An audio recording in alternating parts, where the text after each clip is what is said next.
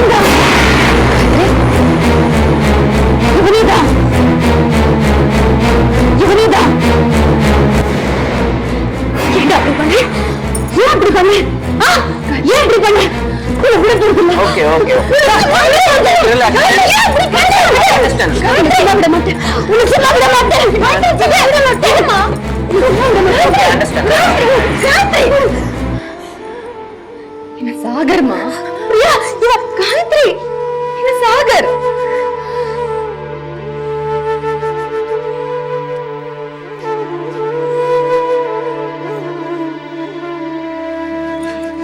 Sorry. It's okay. நான் அப்புறம் வரேன். வா Gayatri.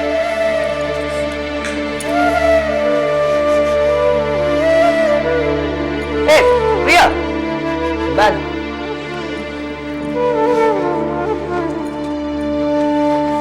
I'm really sorry Sagar. விடு, அப்புறமா பார்த்துக்கலாம்.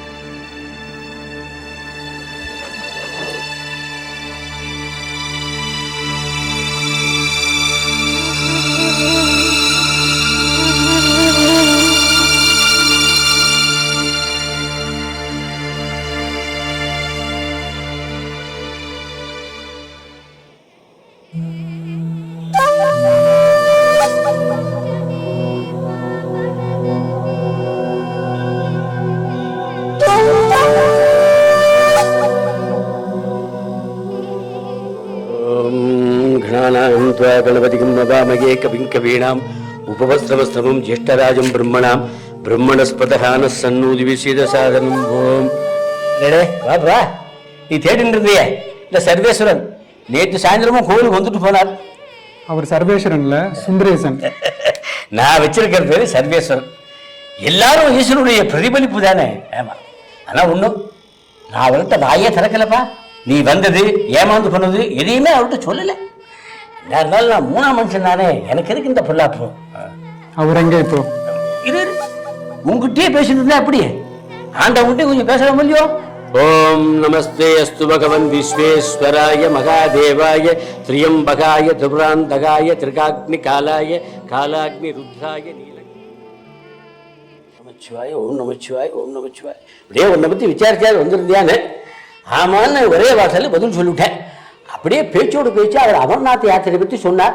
வைஷ்ணோ தேவி கோவிலுக்கு போக போறாரா? நேற்று ராத்திரி புறப்பட்டுக்கணும்.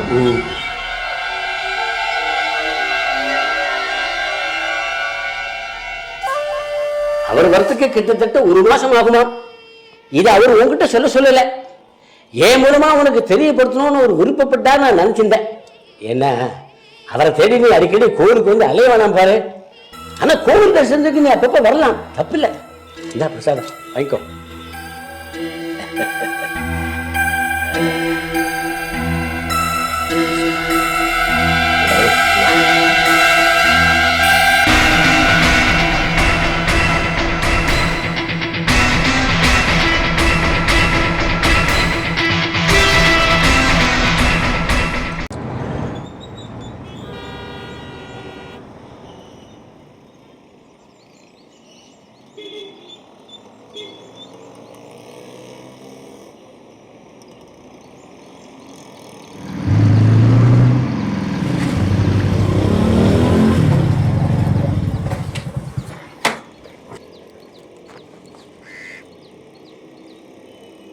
என்னப்பா கோயிலுக்கு போயிட்டு வரியா?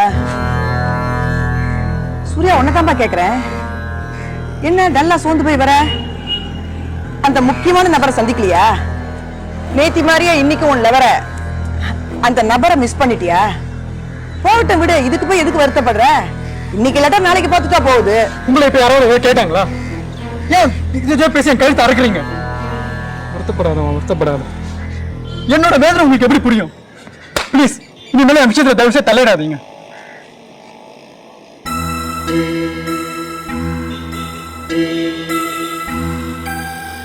சூர்யா ஒரு நிமிஷம் சூர்யா. சாரிப்பா, ஏதோ உன் மேல ஒரு அக்கறை, ஒரு அட்டாச்மெண்ட், இத்தனை நாள் பழகிட்டோம்ல, அந்த உரிமை, அதனால்தான் அந்த வார்த்தைகள். என்ன மன்னிச்சிருப்பா. இன்னும் சத்தியமா உன் விஷயத்துல நான் தலையிட மாட்டேன். சாரி. தாங்கிக்க முடியாத ஒரு ஏமாற்றம், அதான் பேசக்கூடாத வார்த்தைலாம் பேசிட்டேன். I'm also sorry. பரவாயில்லப்பா, ஆனா ஒரு விஷயம் உங்ககிட்ட சொல்லணும். நீ சத்தம் போடலைன்னா அன்னைக்கு ராமர் படத்தை கும்பிட்டுட்டு கிளம்பும் போதே என் மனசுல பட்டுது, போற காரியத்துல ஏதோ தடங்கள் வரும்னு. அபசகனமா விளக்கு கீழே விழுந்து அணைஞ்சதே, அத சொன்னேன். அதனால தெரியும் உங்க தலைமுறைக்கு இதுல எல்லாம் பெருசா நம்பிக்கை கிடையாதுன்னு தெரியும். சொன்னா சிரிப்பீங்க. அதனால்தான் உற்சாகமா கிளம்பின உங்ககிட்ட இத சொல்லி உன் உற்சாகத்தை கெடுக்க வேண்டாமேன்னு சொல்லல. சரி, அன்னைக்கு அது அன்னியோட போச்சு. ஆனா இன்னைக்கும் ஏமாந்து வந்து நிக்கிறியப்பா. என்னோட ஏமாற்றம் நிஜம்தான், ஆனா தோல்வி இல்லை. ஒரு தற்காலிகமான பின்னடைவு, ஒரு இடைவேளை. இன்னும் 1 மாசம்தான். நான் தேடிட்டு இருக்க அந்த நபரை கட்டாயமா பார்த்துடுவேன். நபர் நபர் நபர்னு சொல்றியே, யாருப்பா அந்த நபர்? சிநேகிதனா? சிநேகிதியா? ஏன் விரோதியா இருக்கக்கூடாதா? அதுவும் கிட்டத்தட்ட 70 வயசுக்காரரா இருந்தா? என்னப்பா சொல்ற? 70 வயசுக்காரரா? அப்படிதான் வச்சுக்கீங்களேன்.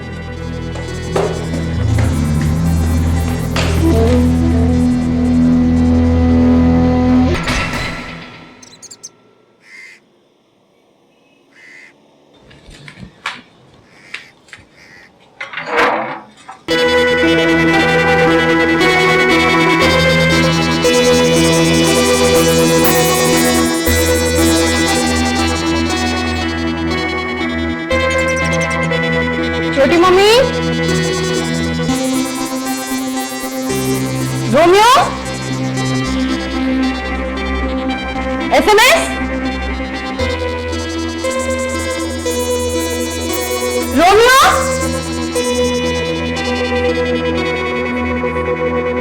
மாமா பிரியா. என்ன छोटी मम्मी இது? வீடெல்லாம் இந்த திறந்து கிடக்குது, ஒத்திரியும் காணோம். யாராவது வந்து ஏதாவது எடுத்துட்டு போனா? போட்டுவேன். என்னத்தை சேர்த்து வச்சு என்ன சுகம் கண்டோம்? போதும், திருந்துங்க. முடியல சோட்டி பேட்டி, என்னால முடியல. காயத்ரியை சமாதானப்படுத்தவும் முடியல, இந்த வீட்டு நிலைமை சமாளிக்கவும் முடியல. நீ அன்னைக்கு அவள் பீச்சுக்கு கூட்டு போன, திரும்பி வந்ததுல இருந்து அதே ரூம்ல அரைஞ்சு கிடக்குறா. வெளியும் வர மாட்டேங்கிற, யார் கூடயும் பேசவும் மாட்டேங்கிற.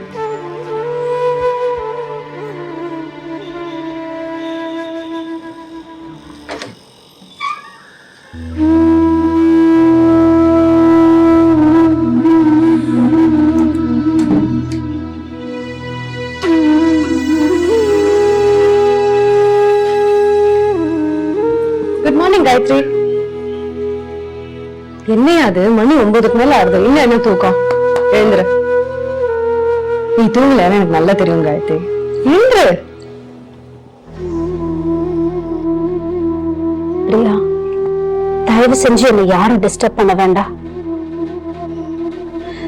I don't want to see anybody. எல்லாருக்கும் என்னால அவமானம், வேதனை, வலி, வருத்தம் வேண்டாயா? நான் யாரையும் பார்க்க வேண்டாம். இப்போ உன்னால யாருக்கு என்ன அவமானம் ஏற்பட்டு போச்சு?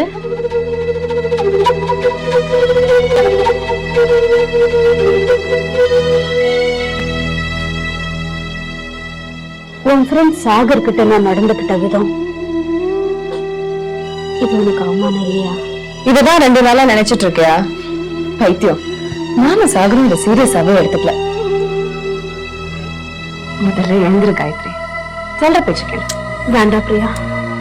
காயத்ரி எழுந்துறேன். வேண்டான்னு சொல்றல்ல, விடு. எனக்கு என்ன ஆச்சு? எழுந்துருவா. ப்ளீஸ் பிரியா, என் லைஃப்ல இனிமே நீ தலையிட வேண்டாம். ஏன் அப்படிலாம் பேசுற?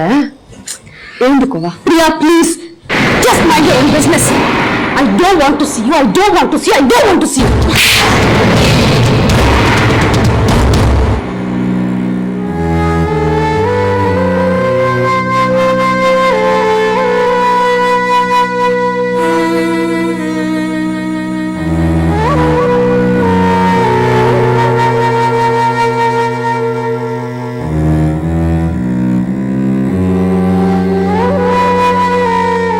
சாரி காயத்ரி.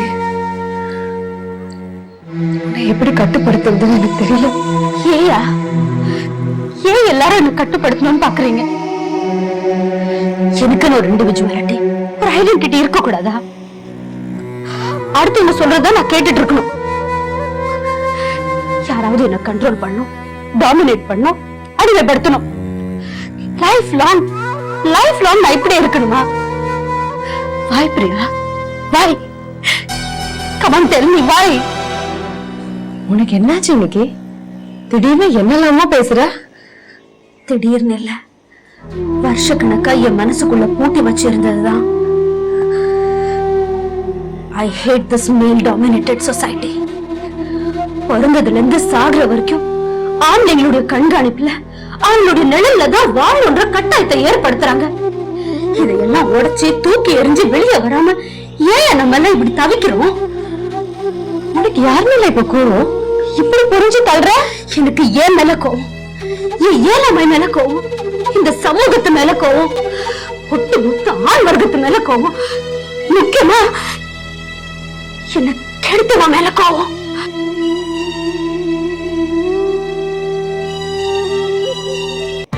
பிரியா, எல்லாருக்கும் ஒரு முகம் இல்ல, பல முகங்கள் இருக்கு.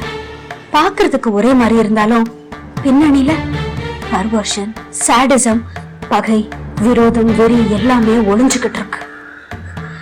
சந்தர்ப்பம் கிடைக்கும் போது ஒவ்வொன்னா வெளியே வரும், மொத்தமா நம்மள அழிச்சிடும். சரி, ஐ அண்டர்ஸ்டாண்ட். இப்போ எதுக்கு இதெல்லாம்? இல்ல பிரியா, அந்த ராஸ்கல் என்ன பலவந்தப்படுத்தினதுனால மட்டும் நான் வருத்தப்படல. அந்த சந்தர்ப்பத்துல என்னால ஒண்ணும் பண்ண முடியலன்னு ஆத்திரமா வருது.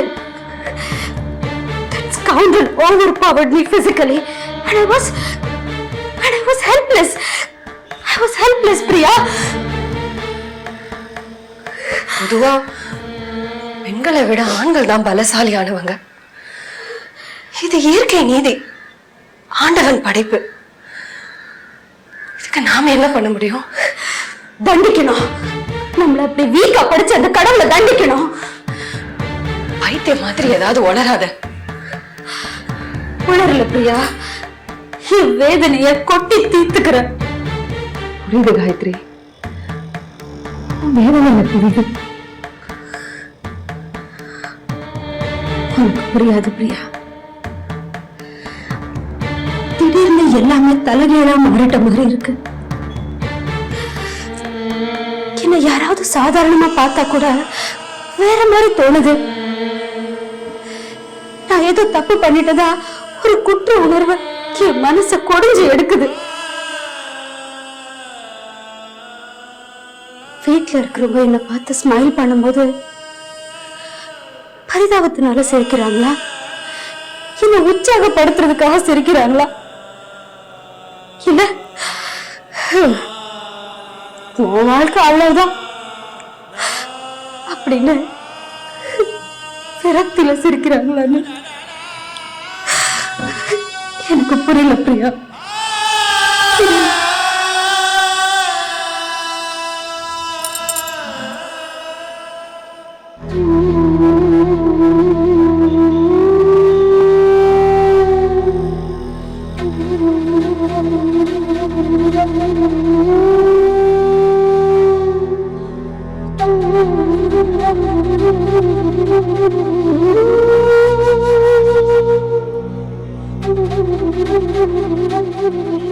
சில சமயம் எல்லாத்தையும் எதிர்த்து போராடணும்னு தோணுது.